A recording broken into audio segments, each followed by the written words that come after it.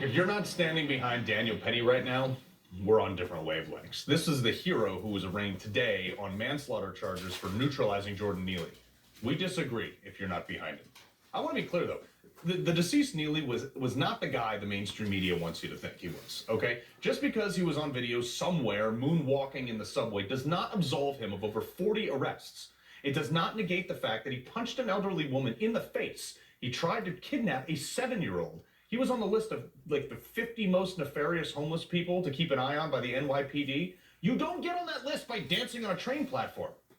Yet the mainstream media wants you to believe that Daniel Penny is a killer, pushing a narrative that Neely was simply an innocent civilian in the wrong place at the wrong time.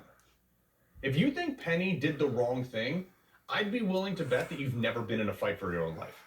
If you think during what bystanders are describing as threatening and harassing behavior that he should not have intervened, I am really honestly envious of how safe and sheltered your life has been. But seeing how I have been in these situations personally, when you're fighting against an unknown adversary, you're not thinking about anything but winning. You don't care about what the Huffington Post title is going to be the next day. You don't even care what happens to your opponent. You're trying to survive. It's human instinct. Now, I believe in my heart of hearts that Daniel Penny assessed the threat and responded appropriately. Why do I think that? Because that's exactly what he was trained to do.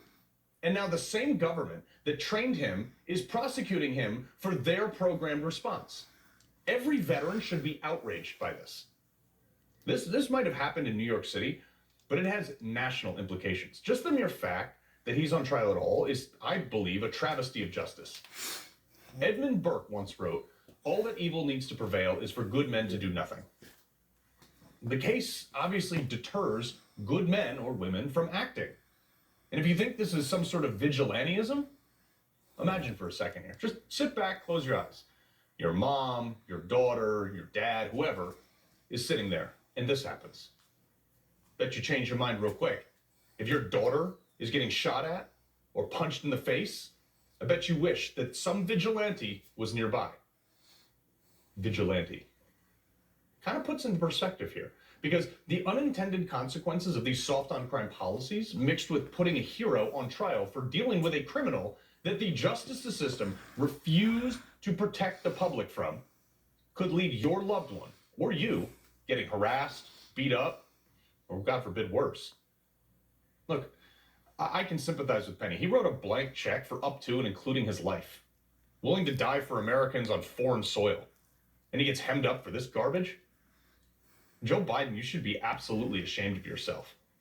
A real commander-in-chief, and I know Trump wouldn't stand for this, but a real commander-in-chief wouldn't stand for this at all.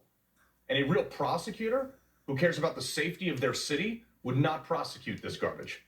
And the fact that all it took was a bunch of what seems to be faux outraged protesters standing dangerously and stupidly close to a third rail, making everybody late on their commute. If that mob rule is the reason he's being charged, the hell with this process and the hell with the prosecution.